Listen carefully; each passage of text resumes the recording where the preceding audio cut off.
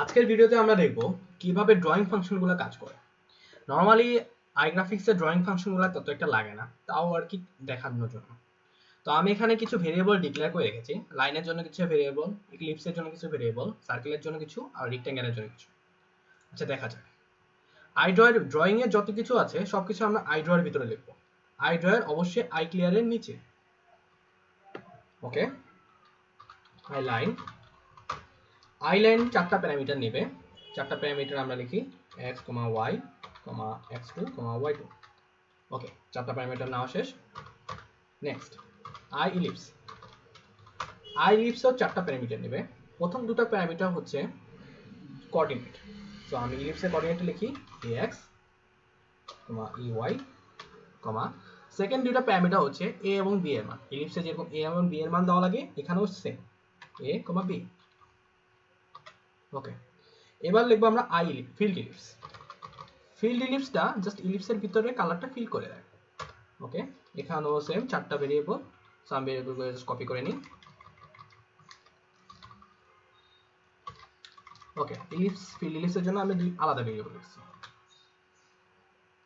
ওকে, এখানে একটু এরর আছে।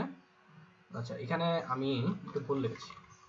আমার কোঅর্ডিনেট সেম থাকবে, বাট আমি a b এর মানটা চেঞ্জ করেছি। ওকে, এরপরে আমরা দেখবো আই সার্কেলের তিনটা প্যারামিটার। একটা হলো সার্কেলের মধ্যবিন্দু, মানে কেন্দ্র যেটাকে বলে, সো cx, cy, আর হলো আরেকটা হলো রেডিয়াসটা r। সার্কেলের 4 নাম্বার আরেকটা প্যারামিটার আছে যেটাকে বলে স্লাইসটা হলো সার্কেলটা কতটুকু স্মুথ হবে ওটার জন্য। আপনি এখানে বাই ডিফল্ট 100 দেওয়া আছে, আপনি চাইলে 1000 দিতে পারেন, তাহলে সার্কেলের আরো স্মুথ হবে।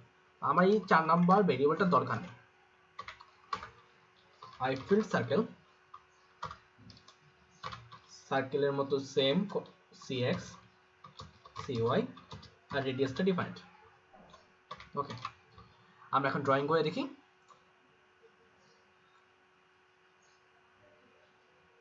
দেখতে পাচ্ছি আই লাইনটা ড্র হয়েছে, আই সার্কেলটা ড্র হয়েছে, আই ইলিপসটা ড্র হয়েছে। Field circle, field ellipse. আমরা একটা জিনিস ভুল করেছি, আমরা রেক্ট্যাঙ্গেলটা লিখতে মনে নেই। এবার রেক্ট্যাঙ্গেলটাও লিখে ফেলি। রেক্ট্যাঙ্গেলের চারটা প্যারামিটার।